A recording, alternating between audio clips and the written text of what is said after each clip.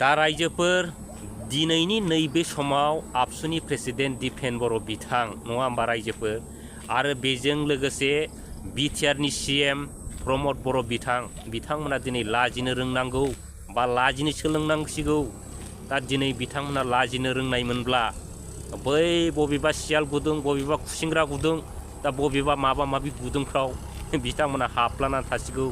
रायजोफोर दिनै बिथांमोना बै समाव जेब्लानाखि एमपि इलेक्सन जानो थांगासिनो दंमोन बे समाव बर' रायजो राजाफोरखौ मा खोथा होनानै थगायामोन रायजोफोर। जोंनि बिटिआरनि दफाफोरखौ मावफुंनो थाखाय एबा जोंनि बर' हारिनि समस्याफोरखौ बा जेंनाफोरखौ सुस्रांनो थाखाय जोंनो एमपिनि गोनांथि दं होननानै बै समाव रायजो राजाफोरखौ गोबां जायगायावनो थगायदोंमोन बिथांमोना। आरो दिपेन बर' बिथाङा हेलिकप्टार गाखोलायनानै केम्पिं खालामनानै बिराद थगायदोंमोन रायजो राजाखौ नङा होमबा। आरो बेजों लोगोसे गोबां गुन्दाफोर बाहायनानै गोबां जोंनि मानसिफोरखौ बुग्लुं सुग्लुं खालामहोदों। बिथांमोना सोरनावबा अन्थाइ खुबैदों सोरखौबा गारि लानानै होसोदों बिराद माने दुम दाखाल खालामनानै दिनै बिथांमोना एमपि देरहाहोहरबाय रायजोफोर। दा दिनैनि दिनाव मा नुखो दिनैनि दिनाव बर'नि जेंनाया मामोन जोंनि हारिनि जेंनाया मामोन रायजोफोर दिनैहाय जाय बिथांमोना दिनैनि दिनाव हारिनि जेंनाफोरखौ सुस्रांनो होननानै माने रायजो राजाफोरनाव माने भट मागिदोंमोन बा बिखाफोर दाननानै ओंखारदोंमोन रायजोफोर नङा होमबा। दिनै बिथांमोनहा दिनै देरहालांबाय हारिनि जेंनाफोरखौ सुस्रांनायनि सम फैबाय नङा होमबा चान्स मोनबाय। दा बे चान्स मोननायनि गेजेरजों दिनैहाय बिथाङा बै पार्लामेन्टआव सहैबाय।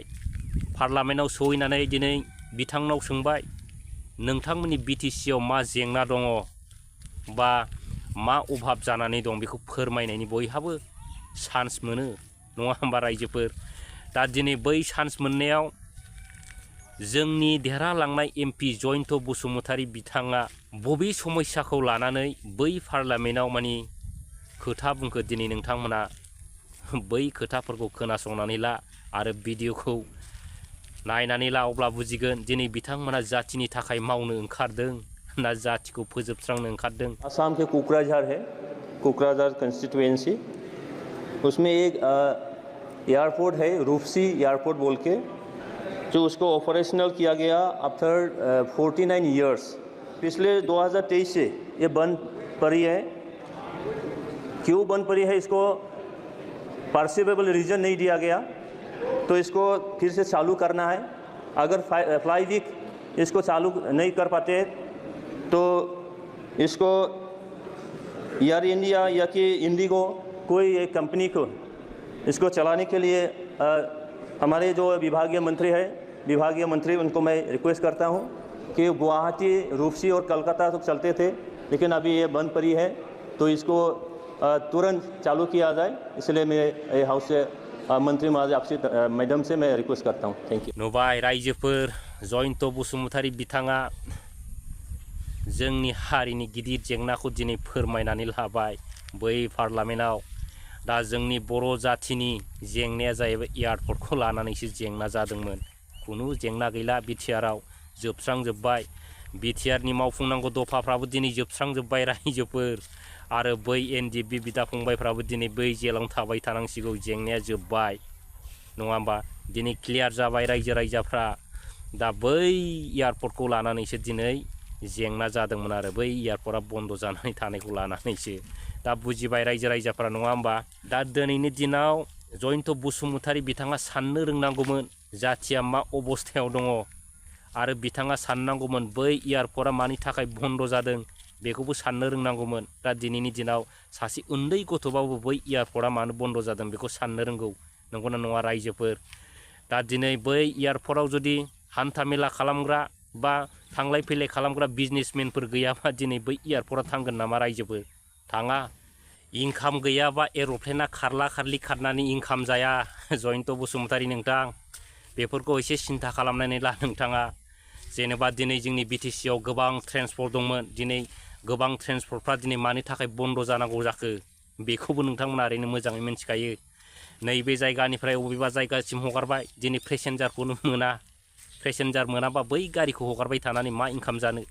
दा थिग दिनै बिदियावनो बन्द जादों। थिग दिनै बै एयारपर्टआवबो दिनै बिदियावनो बन्द जादों। दा दिनै नोंथाङा गोदाव सोराव रोनाव लाहैदों लासिं सिं। बेनो जाहैबाय जाथिनि जेंनाया।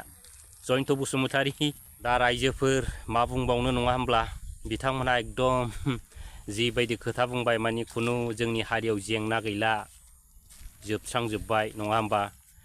दा सासे MP दंबावो हरैथिंजायनि दिलीप सयकिया दाख्लि देरहाहरनाय। दा बिथाङाबा जोंनि जाथिनि फारसे लानानै बा मा जेंनाखौ फोरमायलायगोन, दा बेखौबो जों मोजां नेनांसिगोन नङा होमबा रायजोफोर।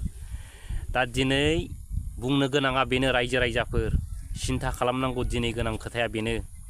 दा दिनैनि दिनाव जेसेबां दिनसिम नैबे UPPL बा NDA सरकारा थागोन अब्लासिम खुनु जोंनि हारिनि समस्या एबा जेंनाया माब्लाबाबो समाधान जाया रायजो राजाफोर। बिथांमोना दिनै NDA नि केन्डिडेट जानानै बैयाव दिनै मा खोथा बुंहैनो हाया। जिहेथु दिनै बिथांमोनखौ दैथिंनायानो जाहैबाय हेमन्त बिश्व शर्मा। दिनै बिथाङा जुदि बै जायगायाव ओरैबायदि थांनानै ओरैबायदि होनै होनब्लासो बिथांमोना होननो हायो। बिथांमोना गाव गावनि गोसोनि साननाय, गाव गावनि हारिनि जेंना, जाथिनि जेंनाखौ बैयाव फोरमायहैनो हाया रायजोफोर। नोंथांमोना मोजाङै सिन्था खालाम। दा दिनै हेमन्त बिश्व शर्माया जे खोथाखौ ओरैबायदि बुङै होननानै फोरोंहरो अब्लासो दिनै बिथांमोना बे खोथाखौ लानानै बुंहैनो हायो। बिनि अनगा दिनै जेबो खोथा बुंनो हाया।